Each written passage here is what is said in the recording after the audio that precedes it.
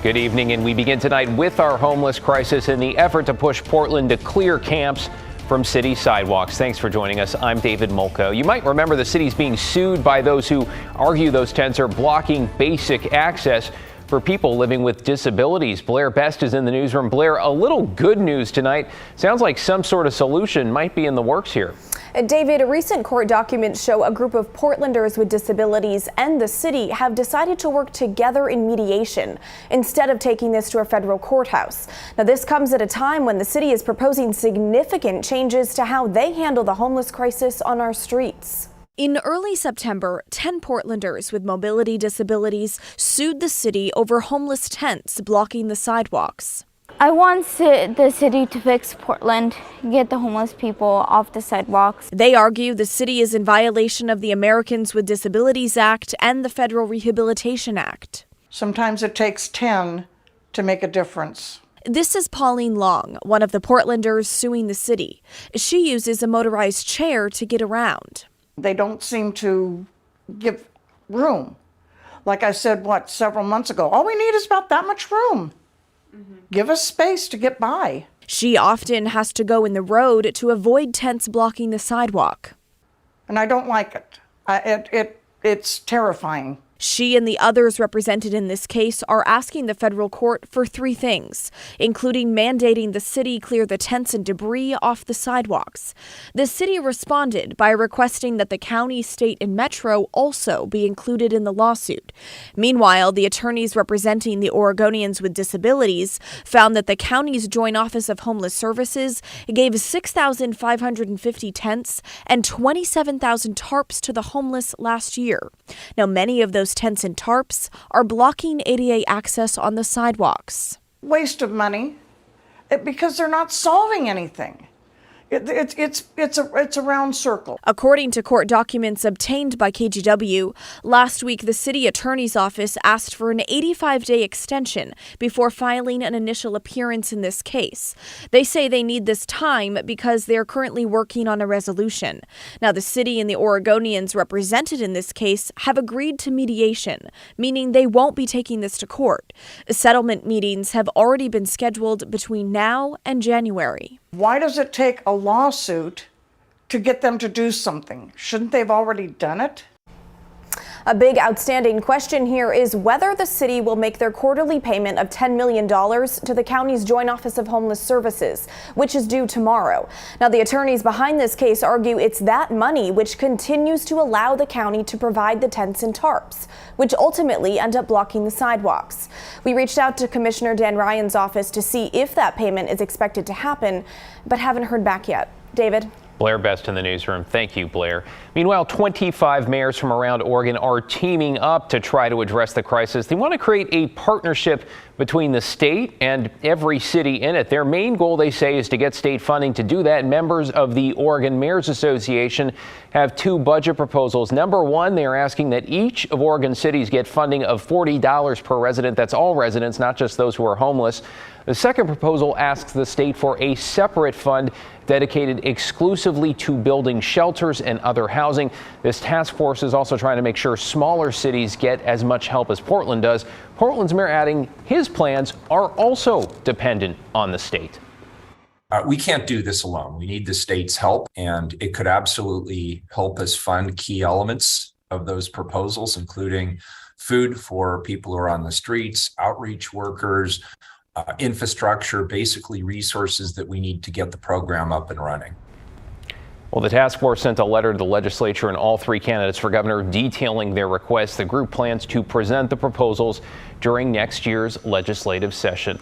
And as for Mayor Wheeler's plan for Portland, after listening to hours of public testimony last week, City Council is set to vote Thursday on whether to move forward. The proposal as it stands right now would create 3 large city-approved camps and speed up efforts to build affordable housing. A camping ban would be phased in over 18 months. City Commissioner Joanne Hardesty announced today she's going to introduce amendments to the proposal that includes one that would, quote, limit unsanctioned camping instead of banning it.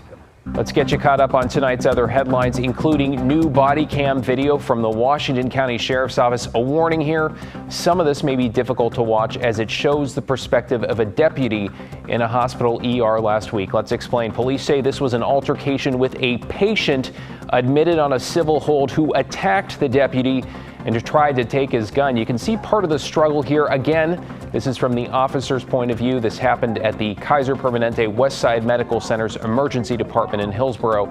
Police say in this struggle to hold on to his firearm and defend himself, the deputy stabbed the patient. The man was taken to another hospital for treatment. A hospital worker who police say tried to intervene here also suffered minor injuries. The deputy is on leave, which is standard protocol.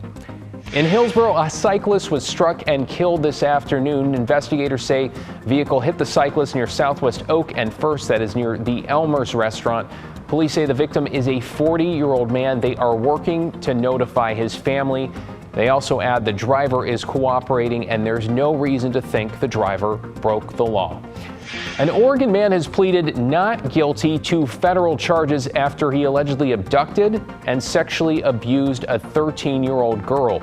Noah Medrano was arrested in July, accused of kidnapping and raping the girl he met online. According to a federal indictment, he made multiple trips to Canada, once to assault her and then later returned to kidnap her from outside her school.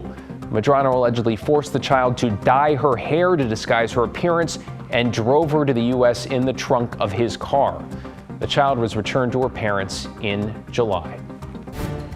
We are just 8 days from the election, with Joanne Hardesty in a fight to keep her city council seat and once again at odds with challenger Renee Gonzalez, this time over a campaign mailer. The mailer suggests Gonzalez violated campaign finance rules by getting discounted rent on his campaign office downtown. Now, you might remember last week a judge threw out the fine, all $77,000, and said that was not the case. Today, the Portland City Auditor's Office, looking into this as well, agreed, saying there was no violation of campaign finance rules. Okay, the mailer also suggests Gonzalez surrounds himself with Republican consultants whose clients include Senator Ted Cruz, Congresswoman Marjorie Taylor Greene, and Gonzalez says it simply is not true. So his campaign responded, you see it, by sending the Hardesty team a cease and desist letter, something Hardesty then called a campaign stunt. I think voters will see this for what it is. It's a distraction. And I'm just going to keep talking to voters because there's only 8 more days to get those ballots in. So our consultants took one look at the mailer and said this is patently false in a number of ways, and that it doesn't feel like they're playing by the same set of rules that we are in terms of honesty in mailers. Gonzalez also said he believes the mailer may have something to do with vandalism to his downtown campaign office over the weekend. Someone used a rock to shatter a glass door and window. Police confirm they are investigating.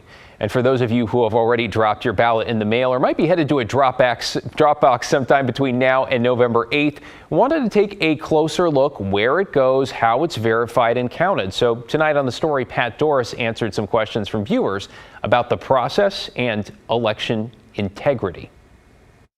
You sent us questions, we got answers from an expert, Multnomah County Director of Elections, Tim Scott. Here's our first question. It comes in from Pat. Please show how our ballot boxes will be protected from people stuffing the boxes. Will they be watched by security?